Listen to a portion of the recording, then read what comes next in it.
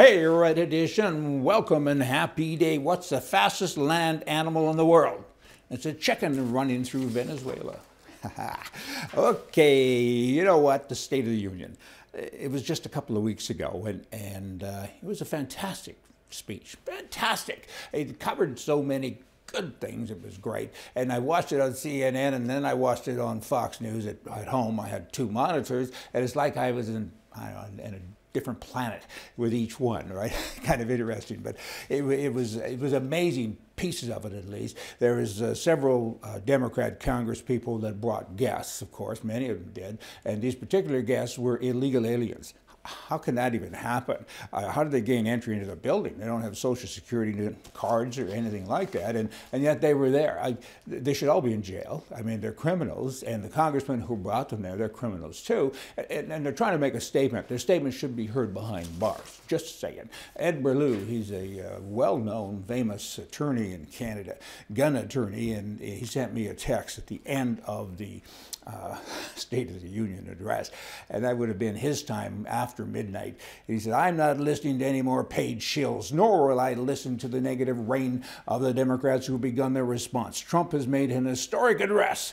This will be my choice to remember from this night. Only people who uplift and improve my life and those of all free citizens will have my ear. Now I have to get some sleep. Good night." I thought that was kind of cute. Okay, here's a lady. Her name is Sandra Diane. She was once an illegal immigrant into the United States, and now she's a legal permanent resident.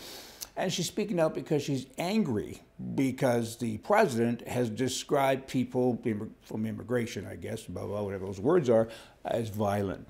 And she said, "That's terrible. Really, I kind of think your values are terrible, lady. And why are you a permanent resident when you came in illegally? I mean, you shouldn't be allowed. You should be kicked out. And how did that happen? You're a criminal. And now you're saying, don't call those people that. Don't call the pizza pizza, call it an orange." Good bloody grief. In the United States of America, the TSA screeners at the airports, they keep finding guns from honest people in carry-on bags.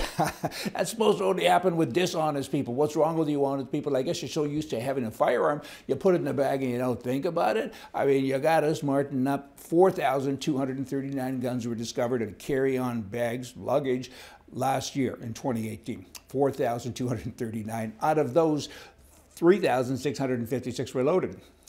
Duh, they should all be loaded. If a gun isn't loaded, it's just a stick or a rock, right? In any event, that's kind of bad. Smarten up, all of you honest people in California. I think they're out of England too, and they still are. Recently, I was in a drugstore and I asked to buy some cigars. Look at me. I'm old, right? I mean, I have an expiry card. There's not much time left on it, and the girl says to me, "I need your photo ID."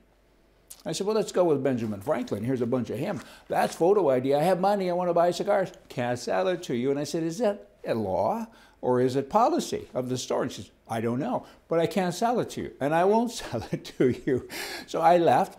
I did go to a cigar shop, and I was successful in buying cigars. So clearly it's not a state law yet. Maybe they're just experimenting or testing, but that's what they do down in California. Speaking of which, they now have an ammunition sales law coming into effect on the 1st of July, 2019. You will be subject to a complex and very convoluted background check procedure to buy ammunition.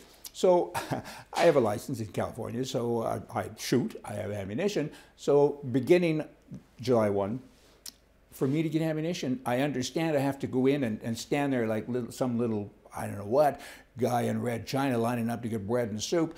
Many hours to buy some shells.